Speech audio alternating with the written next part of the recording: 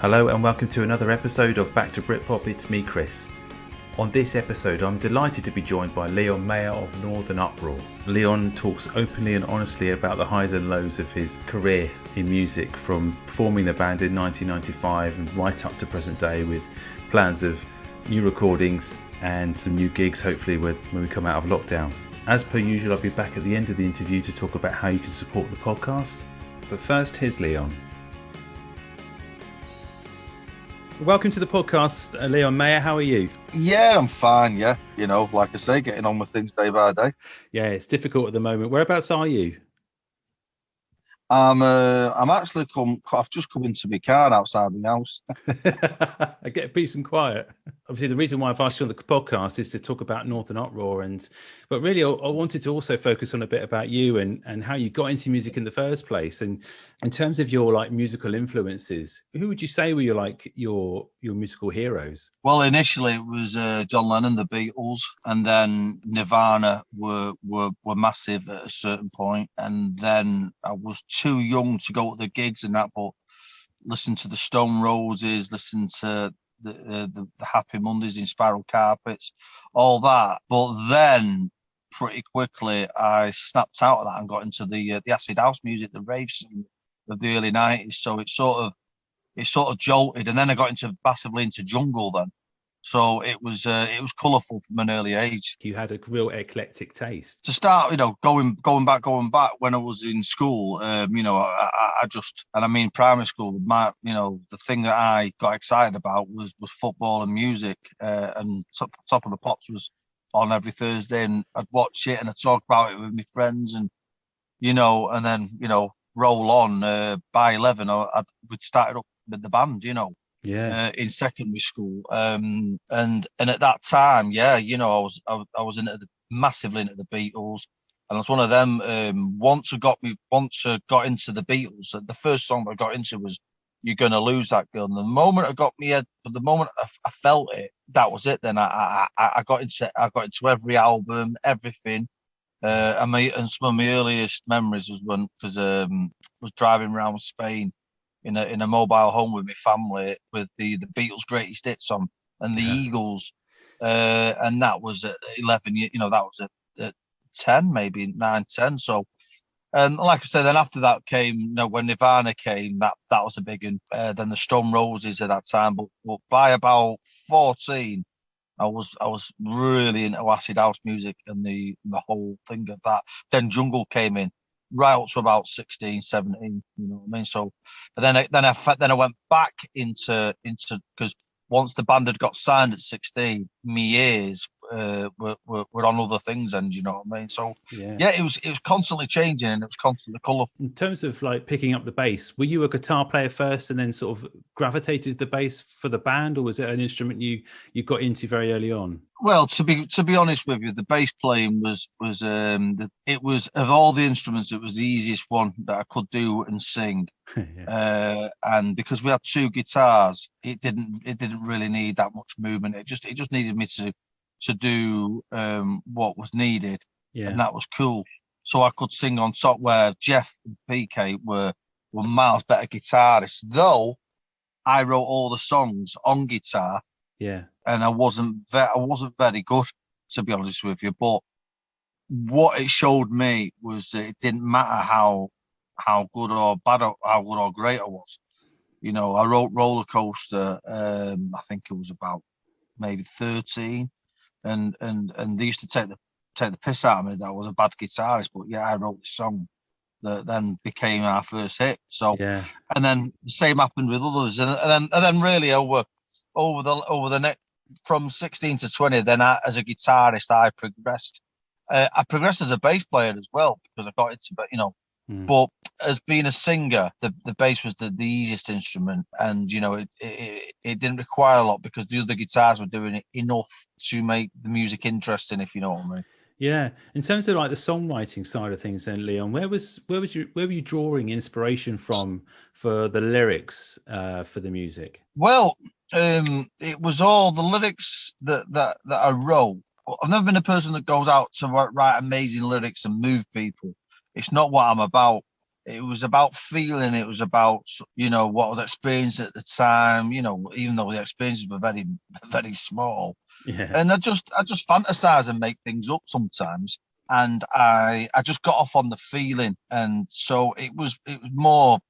It was more energy based. If I ever think too much about lyrics, it goes completely wrong because it's not what I'm about. I just went along with the energy of the music, and I started to understand it more as I've got older. Because I remember at the time when I think, oh, you know, I used to like be a bit get a bit paranoid about what I was saying or what I was doing, and really, you know, I didn't have to be paranoid. I didn't have to be concerned about anything. It was the way. It was just the way that it was the way that I connected through music to play in public. Yeah, You know, yeah. whatever that was, whether it's singing a lyric that was great or singing a load of nonsense. I didn't care. You were very young when you started the band. Okay, so it's very easy to sort of look back and do things differently or think how things could have done differently. And a lot of bands that I've spoken to from the 90s era, when, you know, not just Britpop, but Brit rock and all the other kind of elements to the 90s were coming together.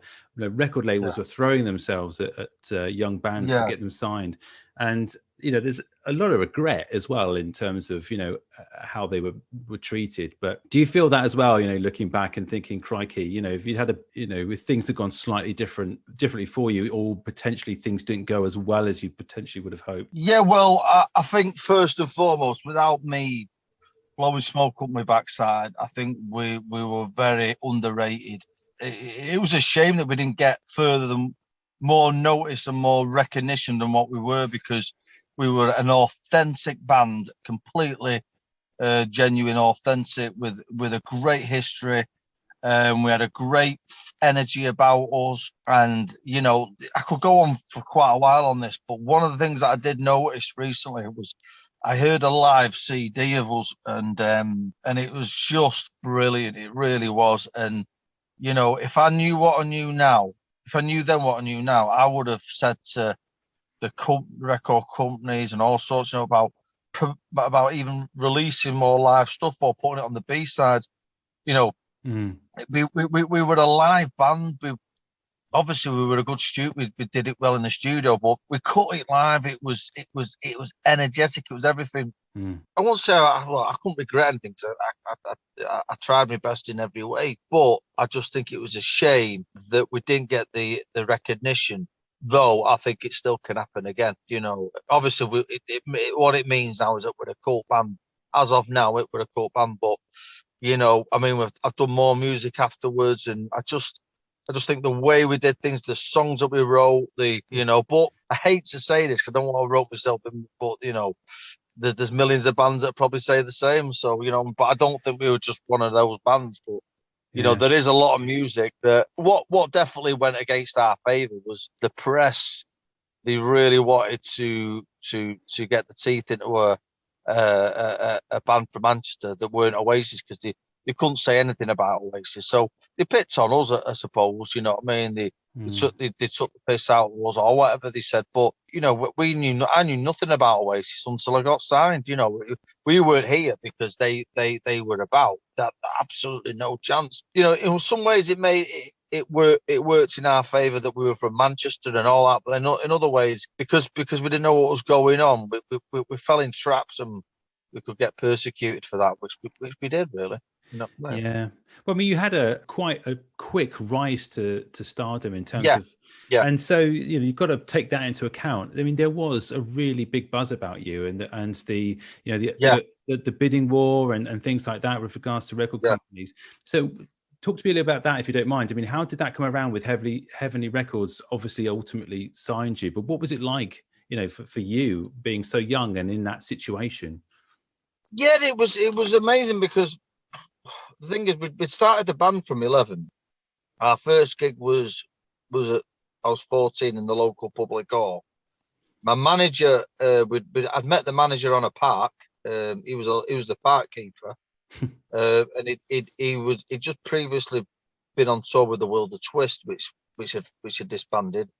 Another band that didn't get the time of day, I suppose. But and then one thing led to another. Cut a long story short, before we know, I was playing in the boardwalk with the band, and once the interest came in, Anthony Wilson, Jeff Barrett at Heavenly, Fergal Sharkey at his label, Pete Waterman as well. He went for us. It went very, very quickly. The interest was just through the roof. And then once we got signed, it went so fast.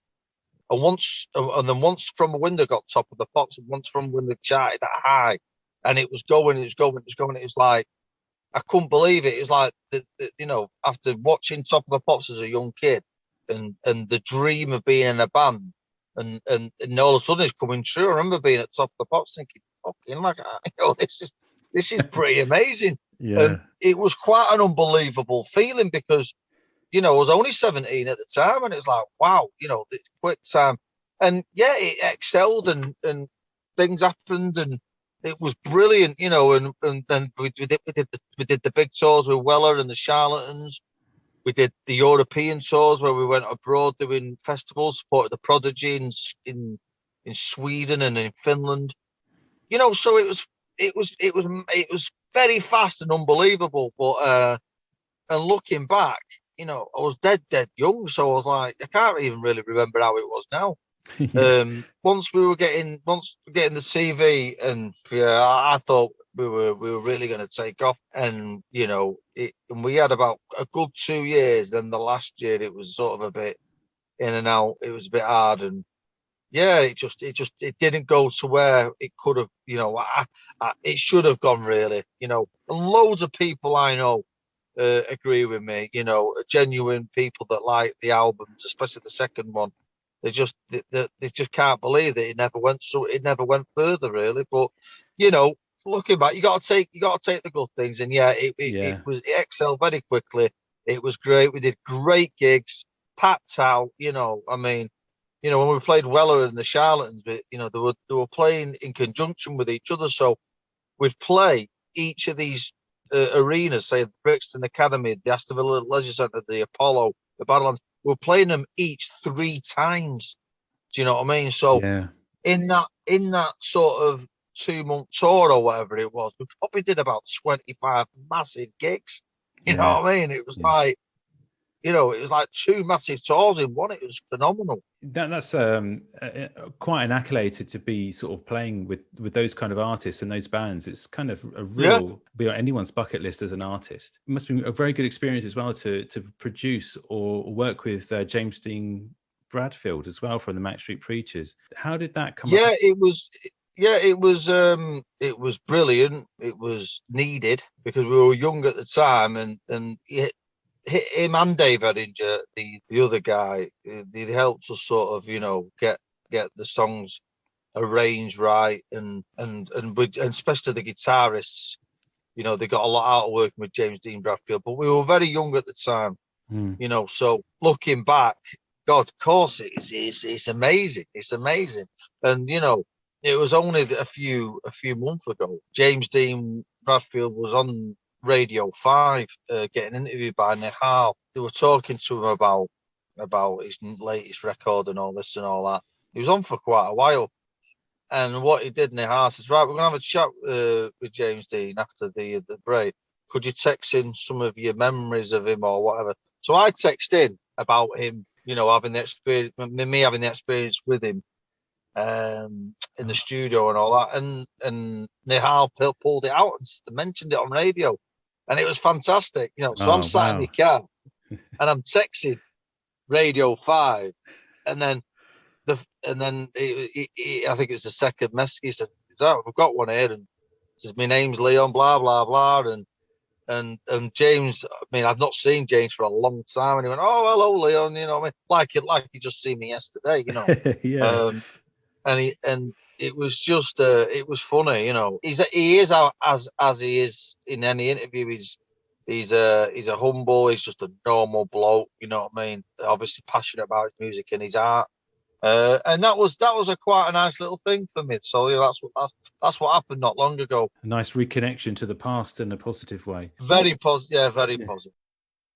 With that album, especially with the songs you're saying obviously being produced, and the album being shaped, if you like, with the support of the producers, but in terms of your vision, did they come out as you kind of had planned? I mean, you'd written this kind of this album's worth of material, and in your head as a songwriter, did the progression and how it come out on record, did it kind of fit to your vision? Well, to be honest with you, I didn't have the first album. We had most of it done before we went in the studio. We wrote quite a few of the songs, but we were also writing as we were going along. Genuinely, I was happy with what I heard. I didn't have any idea of production of any level. I was too young to have any acknowledgement, and also I was just coming out of 3 years of going out raving at jungle music and listening to MCs and all that. It was, it was quite. So my head was into like other forms of music, and I wasn't into production. What happened is that every Sunday afternoon we'd get together in my mum's front room and we rehearsed for 4 or 5 years. That's all that it was. So I just projected my energy into them songs. Then obviously, we were lucky we got a record deal, and then it was done in a professional way. But me, I left it to the band. They knew what production was about more than me. I was just throwing my energy out into them songs, and then when I realised that it was working, my idea was just right. Well, I can do this. Let's get it down. And I was writing down. I wrote a lot of songs, especially when we got to the second album. I brought in someone else I was writing songs with, and that just accelerated, and then back in the studio and all that. But like I say, what I did miss was that we were fucking fantastic live. Do you know something? I just wished I'm asking people of any live recordings to send them me, because I just get so much out of it. And I just wish that that's how we were seen as and we were heard as. I just wish that could have been more persuaded towards the record company. Did you find yourself under any pressure to write new material and to always keep coming up with new ideas? Yeah, because we had to do the second album, see. Yeah. And what had happened, we had I showed some demos that basically our first album, but we done and dusted. It was out. We were already touring it, and the record label, right? Well, the next record, and we did some demos, and one or two of the songs were good, and the others weren't good, and I knew they weren't good. We were just struggling, and then what happened was, at the time, my friend called Nigel Banks, who was the guitar roadie for us, he started showing me some material that he'd wrote, and I just thought that sounds great. So I ended up co-writing with Nigel, and then that's how I got all the second album. Then, well, I'd say 80% of it, 90% of it. I wrote a few songs myself, but and also, I mean, he brought he's a completely different talent in himself. And then by that time, I was into doing, big harmony, layered harmonies on the vocals. We brought in a bit of brass, we brought orchestra. There was pressure, but when they heard them new songs, the record label, they were absolutely buzzing, and it was like, it's like God, I pulled this one out. I pulled us out the shit here, you know what I mean? And I pulled it out the bag. And when we did Anyway You Look, they were, well, it speaks for itself. It was on Radio 1. It was A-list on Radio 1, and it was they did all the TV they did with it, and did TFI Friday, and it was gonna be a top 3 hit, and then unfortunately it didn't. And that was the demise of our record contract. Then after 4 months after that, we were on the dole. How does that transition then for you?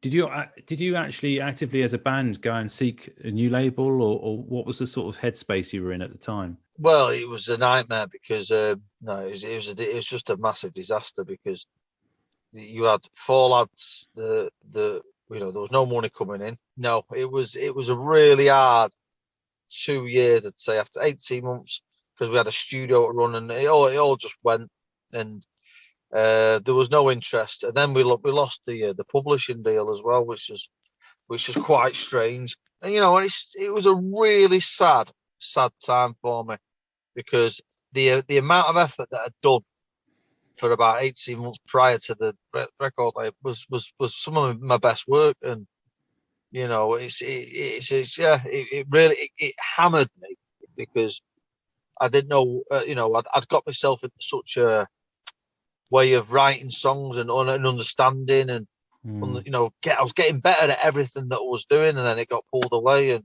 the rest is history. You know what I mean? And it took me a good couple of years to find my feet in another way, and I did. But if I could go back there again now, and have be on good stages, and then just for 1 year or what, I don't know, 1 month, I'd love to experience it again with what I know now, because I just would enjoy it more, and I've got so much understanding about it. You know what I mean? And, Yeah. I feel that it's just a shame that we didn't get the chance to go, like Shed 7 or Cast, or that continued, and and that got continued to get asked to do all the gigs, but they did sell a lot more records than us, so I'm not gonna blag that one. But it's that thing, if you don't keep in the chain, you're very easily gone. And it's there's a lot of bands out there, so yeah. You know what I mean? You did come back though, Leon, didn't you? In terms of like getting the band back together in some shape, and then releasing more material a bit later on with the crowdfunding and things like that. That must have been quite a very positive experience to know there were people out there really dying to hear new stuff from you. Yeah, well, I'm still doing it now. I mean, we've got 3 festival reports this year that we're doing, all being well. But yeah, we got back. I've had to get different members in. But we've done 3 albums, 2 through the crowdfunding, and 1 which was just funded by ourselves at the time. Each album's pretty different to each other, and we did some really great gigs. But to me, it's not the music; it's the gigs that's more important for me. It's playing, and not just playing gigs, but playing the right gigs. And there's a lot of bands out there as well, so it's a bit dog eat dog. You know what I mean? There's a lot of bands, man. Do you know what I mean? So bands are like taxi drivers. Every fucker wants to be one. Well, it's been fantastic to speak to you, Leon, about Northern Uproar and everything else. And all the best in terms of the gigs coming up as well. And if we get out of this awful lockdown situation and actually get things back to normal, we might actually start to do some proper gigs and things. It'd be amazing to see you. Where are you based at? I'm in Southampton, so around the south. Oh, you're Southampton, the Joiners, right? Yeah. Well, I saw you at the Southampton University, where you had a power cut during the first song. Yeah. It was amazing. I remember being in Southampton, years ago. Yeah. Like I say, Leon, thanks again for coming on. Really, really fantastic to speak to you. Yeah, anytime, mate. Anytime. Yeah, really appreciate it, Leon. Take care and all that, and good luck with everything. Look after yourself. Bye-bye, mate. Bye-bye. Thanks again to Leon for joining me on the podcast. It was fantastic to talk to me about Northern Uproar, and I really appreciate him being so open and honest about his experiences with the music industry. Thanks again for all your support. It's really appreciated. So just a reminder that if you haven't already, please pop over to Apple Podcasts and leave a 5-star rating. And if you've got time, leave a review. That really helps. I'm on social media, so just search for Back to Britpop on Instagram, Facebook and Twitter. And there's a Ko-Fi page in the show notes, so if you want to say thanks, you can buy me a virtual coffee. All being well, I'll have another episode for your ears next week, so see you soon.